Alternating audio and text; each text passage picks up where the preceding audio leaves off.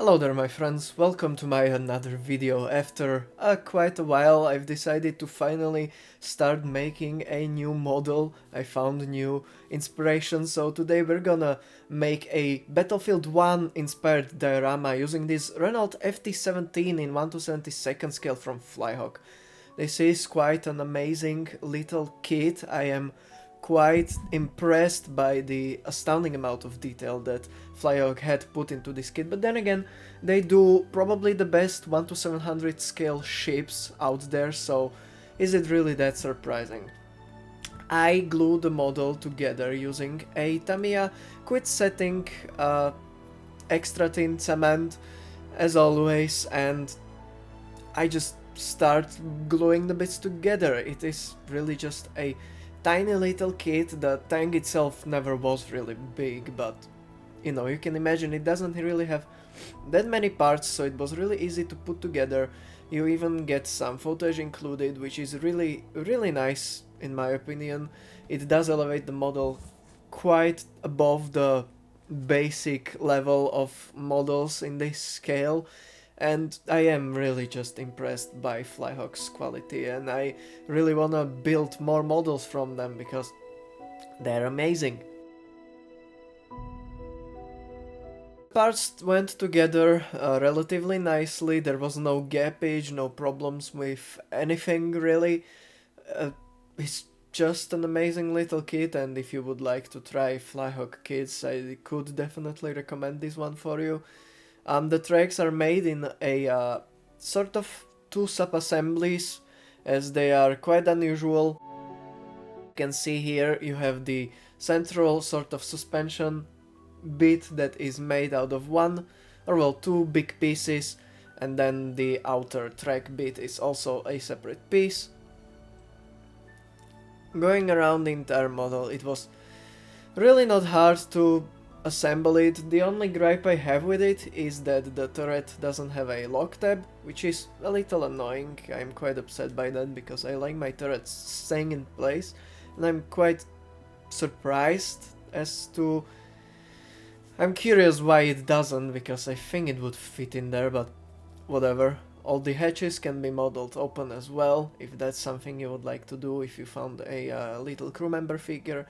And in general, this tiny little model was amazingly detailed. So let's just move right into the diorama, because I kind of jump between the diorama and the model during this project, as I don't want the model by itself to be the central part, but the diorama in general. I made this little block of styrofoam. This is from Ammo or AK, whichever one, I forgot. My main inspiration for this diorama is the map Rapture from the They Shall Not Pass DLC. So what I did was I made a tiny little cut, or well, that's a pretty big cut actually, for the trench, and then I started creating the mud texture using VMS Smart Mud, which is probably the best mud texture paste that you can use. It has great properties, it's really easy to use, it's got nice texture. The only annoying thing is that it's not as thick as you would like it to be, so you need to push it in a little harder. The next step was then creating the trench walls. I wanted simple wooden trench walls, so I made some wood texture by scribing a piece of styrene, and then I cut it into little pieces to represent planks of wood, and those were then glued onto the side of the trench. In between, I also used some skewers to create different logs between the planks, and then on one side I also decided to make the planks busted, as if a shrapnel or a artillery shell fell close to that part of the trench. For some added asymmetricity, I also added a little step on the other side that the soldiers would use to look over the top. Then I improved the texture of the VMS Smart Mud with some little rocks that I had, some static grass, and all of that was then, it was glued with diluted PVA. It would be useful to break the surface tension with alcohol, but I had none, so I just had to do multiple drops. While that was drying, I started priming the little FT. The first thing I did was prime it in a black Vallejo makeup primer in, light layers to create a nice surface that was a good base to start spraying the camouflage. The first color of the camouflage was green. I chose NATO green because it was the brightest green I had. I sprayed the entire model with this color. Of course, such a small model would look really dark due to how light reflects from it, so I started doing some basic post shading method on it. This method is basically just using a lighter color to create highlights on the model to make it look more dimensional and lighter, three-dimensional and lighter than it actually is. So the first base, a sort of lighter color, was sprayed on top of the light, the surfaces that would catch the most light on real vehicle. My technique, or the sort of rule that I followed for this, is if the piece or the panel is horizontal, I spray towards the middle of it, and if it's vertical, I spray towards the upper parts of it, as you can see in this video. And basically, one thing I really like to do, you don't have to, but if you post shade, I really enjoy pushing the post shading quite far, making it almost, well, definitely unrealistic, because once you put all the weathering and the washes onto the model, it'll darken everything down again, so it's really useful to have it nicely just out of realism, really pushed far, so it looks good.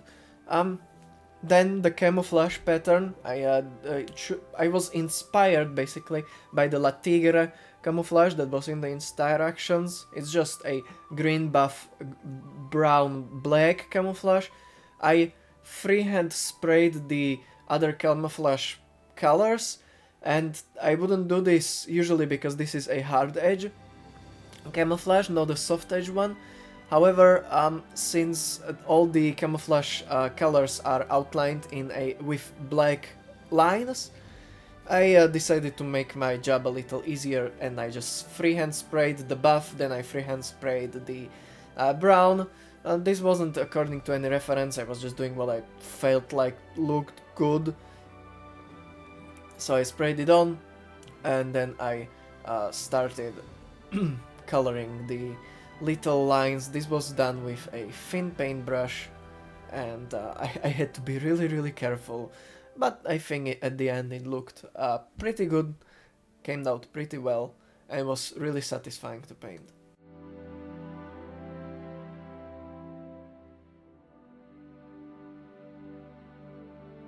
Moving on back to the diorama, I decided to do one more quite time-consuming thing. I started creating these sandbags. This is a Tamiya 2-piece patty that I rolled together. I rolled it into a little, sort of a line, and then I cut it into little rectangles that I just stacked on top each other to create a sandbaggy sandbags. Also, I used the paintbrush was dipped in water, so I smoothed the sandbags out a little too, because I left some fingerprints on those. So, I try to negate that with smoothing it out with water.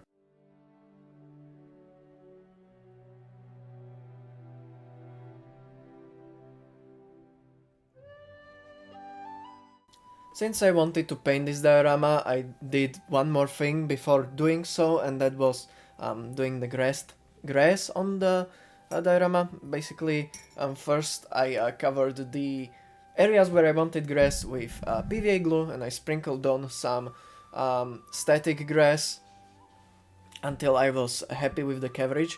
This was the non-standing grass, the lower layer, and then for the standing grass, as I don't have a static grass applicator, I used this self-adhesive tufts from some wargaming company, and then I just primed the entire diorama with black to create fake shadows and unify everything in one color.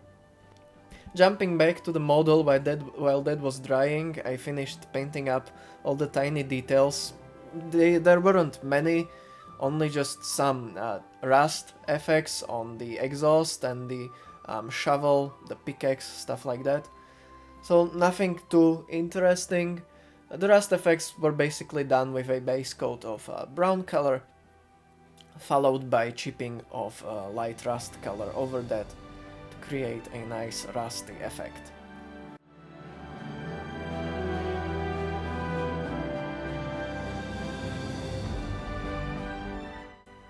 Next thing was then just adding those aforementioned washes again.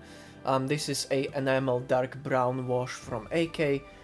It is diluted with a odorless enamel thinner, and then it was also cleaned up with the same thinner, all of the tide marks that got created by the wash. I decided not to chip this little guy because I think all of the rivets and everything was already quite the visual clutter, and it's interesting to look at, and I just think the chips wouldn't add too much to the model. So I just didn't chip it, and I just moved on to the weathering effects right away. This was done pretty simply. I used acrylic mud from Vallejo to create the initial texture and the darkest color of the mud. I added it everywhere that I would expect mud to accumulate. Now this is battlefield of World War I, so quite a lot of mud would accumulate on this tank. And since this is an acrylic product, I simply diluted it and blended it around with water. And this already looked pretty convincing and pretty nice, but I also took some enamel dark mud effects again from AK, and I added them on the edge between the clean tank and the mud, just to create a sort of connection between them and a blending surface. This is, since it was an enamel product, I again blended it with enamel thinner, and I did essentially the exact same process on the tracks. Nothing too complicated and nothing too over the edge. I just wanted the model to look convincing in the simplest way possible. So that was the little FT finished, and it was basically time to start painting up the diorama. The first thing I did was a layer of brown over all of the mud. I made sure to spray from the top, so the black primer creates fake shadows that make the mud look more three-dimensional. This was an initial brown color, and I wasn't the happiest with it, so I went back over it later, as you will see, but for now it does make some more sense. I then took some Deck 10 and I started spraying all of the highlighted areas where there was bigger clumps of mud and stuff like that. Not really any guide as to what I decided to spray, what I didn't spray. I just sprayed whatever I thought would look better if it got a highlight.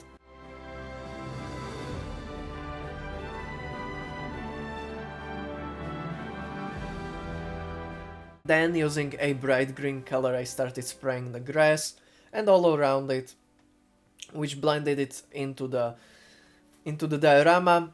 I made sure I used the shadows of the black primer again to make the grass look deeper, more three-dimensional.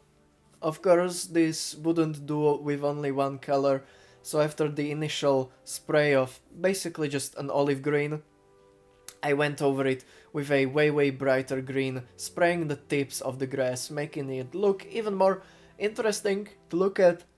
I think this was definitely the better call, because if you remember my previous diorama with the T-54, if you haven't seen that, I recommend you go watch it. I only stuck the grass in its base color, and it didn't look particularly good. So this was definitely a nice change of pace, and this is what I'm gonna do from now on. As I mentioned, I wasn't happy with the ground color, so I went back over it with more brown. I also did a lot of overspraying with the green, so I decided this was the best course of action. Different layers and shades of brown were applied until I was happy with the result.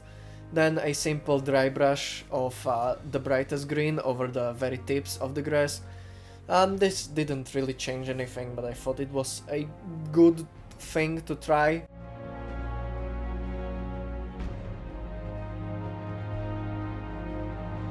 And then I started painting the planks, which was something I was the most scared of. The first thing I did was base coat them with simple brown, yet again, a lot of browns in this diorama, I should change that. And then I took some buff and some deck tan and I started painting on a lot, and even more lines of just the paint, making simple little squiggles, lines down the length of the wood to create some sort of a woody texture. And in the end, I think I'm pretty happy with how it turned out. I even for more interest, I mixed out a little mossy color, which is just really bright saturated green, and I added it around the edges to create sort of moss creating on the trench. I don't know if this would happen in real life, if the trench would be there for long enough, but I imagine probably yes. Then I painted the little sandbags, I used buff for this, and then buff was also used for some dry brush on the ground to make it even more detailed looking.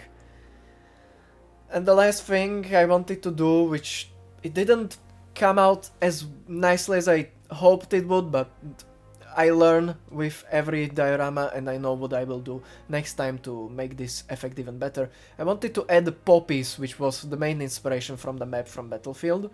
So I put a dip of glue over the tops of the grass and then I sprinkled on some crushed up crayon, which was kind of random, but I saw this on YouTube and I think it came out looking pretty good, just not as... there wasn't as many poppies as I wanted. So, the diorama is finished, and maybe you noticed over the entire video, I have a new phone with a better recording quality, and I do really hope that this does elevate this video a little further. It is one of the reasons I haven't made many videos since the Tiger one, and I will try to make more videos now. I also lacked inspiration for quite a while, but now it's back. I'm really proud of this diorama, but of course I would love to hear down in the comments what you think about it. If you liked it, if it helped you, I will definitely do some bigger dioramas in the future with this newfound knowledge of painting it and spraying it with airbrush, but that's all in the future, of course. So yeah, thank you all for watching this video. I really hope you enjoyed it. If you did, please like, comment, and maybe subscribe. Let me know down in the comments what you thought, what you would like to see in the future, and I suppose I will just see you in the next video. Goodbye.